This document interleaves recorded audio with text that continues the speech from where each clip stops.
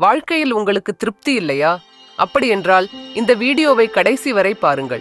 இந்த கதை உங்கள் வாழ்க்கையையே மாற்றும். ஒரு நாள் ஒரு காகம் மிகவும் துயரமாகி அழுது கொண்டிருந்தது. மரத்தின் அடியில் அமர்ந்திருந்த ஒரு முனிவரின் கன்னத்தில் காகத்தின் கண்ணீர் துளி விழுந்தது. அப்போது முனிவர் மேலே பார்த்து காகத்திடம், "ஏன் அழுகிறாய்?" என்று கேட்டார். காகம் சோகத்துடன் கூறியது, "முனிவரே, எனது வாழ்க்கை மிகவும் துன்பகரமானது. யாரும் என்னை நேசிக்கவில்லை.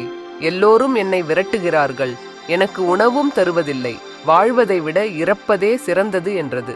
முனிவர் இதை கேட்டு கருணையுடன் சொன்னார், "நாம் எந்த நிலையிலும் மகிழ்ச்சியாக இருக்க கற்றுக்கொள்ள வேண்டும்."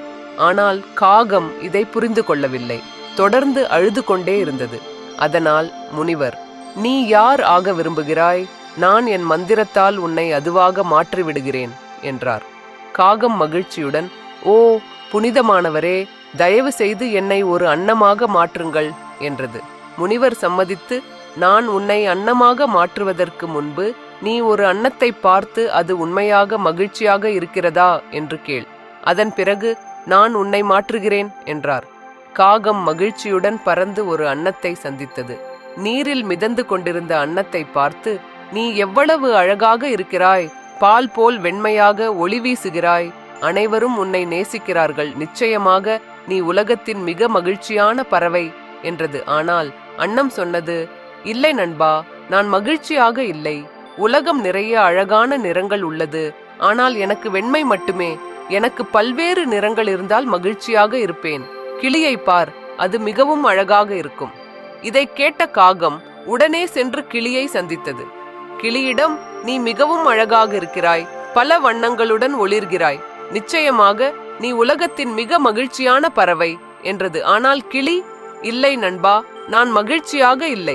மக்கள் என்னை கூண்டில் அடைத்து வைக்கிறார்கள். பறந்து செல்ல முடியாமல் இருக்கிறேன். எப்போது வேண்டுமானாலும் யாராவது என்னை பிடித்து கூண்டில் அடைத்து விடுவார்கள் என்ற பயத்தில் இருப்பேன். எனக்கு சந்தோஷமில்லை. நான் நினைக்கிறேன் மயில்தான் உலகின் மிக மகிழ்ச்சியான பறவையாக இருக்கும்" என்றது. காகம் உடனே மயிலை பார்க்கச் சென்றது.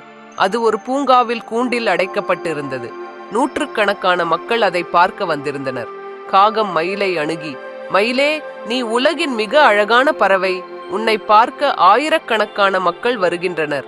ஆனால் என்னை பார்த்தவுடன் அனைவரும் விரட்டி விடுகிறார்கள். நீதான் உலகின் மிக மகிழ்ச்சியான பறவை" என்றது.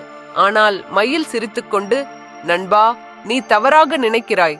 உலகின் மிக மகிழ்ச்சியான பறவை நீதான். என் அழகிற்காகவே நான் இங்கு கூண்டில் அடைக்கப்பட்டிருக்கிறேன். மக்கள் என் அழகுக்காக என் இறகுகளை பறிக்கிறார்கள். அது எனக்கு மிகவும் வேதனை அளிக்கிறது. ஆனால் நீ சுதந்திரமானவன். யாரும் உன்னை பிடிக்க முயற்சிக்கவில்லை. நீ எங்கு வேண்டுமானாலும் செல்லலாம். எந்த கூண்டிலும் அடைபட மாட்டாய். கடந்த சில நாட்களாக நான் எண்ணிக்கொண்டிருக்கிறேன், நான் ஒரு காகமாக இருந்தால் எவ்வளவு மகிழ்ச்சியாக இருந்திருப்பேன்" என்றது. இந்த சொற்களை கேட்ட காகம் அதிர்ச்சியடைந்தது. உடனே முனிவரிடம் திரும்பி வந்து, "முனிவரே, இப்போது நான் புரிந்து கொண்டேன். நான் வேறு யாராகவும் மாற விரும்பவில்லை. நான் ஒரு காகமாக இருப்பதற்கே விரும்புகிறேன்" என்றது. நம் வாழ்க்கையிலும் நாம் அதிகமாக மற்றவர்களை பார்த்து அவர்களைப் போல் ஆக வேண்டும் என்று எண்ணி துயரமாக இருப்போம். ஆனால் உண்மையான மகிழ்ச்சி மற்றவர்களை ஒப்பிடுவதை நிறுத்தும் போதுதான் உண்டாகும். உண்மையான மகிழ்ச்சி என்பது பிறரை ஒப்பிட்டு துயரமடையாமல் நமக்கு உள்ளதை போதுமானதாக கருதும் மனப்பான்மை கொண்டவர்களுக்கே கிடைக்கும். எனவே மற்றவர்களோடு உங்களை ஒப்பிடுவதை நிறுத்துங்கள். உங்கள் வாழ்க்கையை முழுமையாக அனுபவியுங்கள். சுதந்திரமாக வாழுங்கள். மகிழ்ச்சியாக இருங்கள். நன்றி.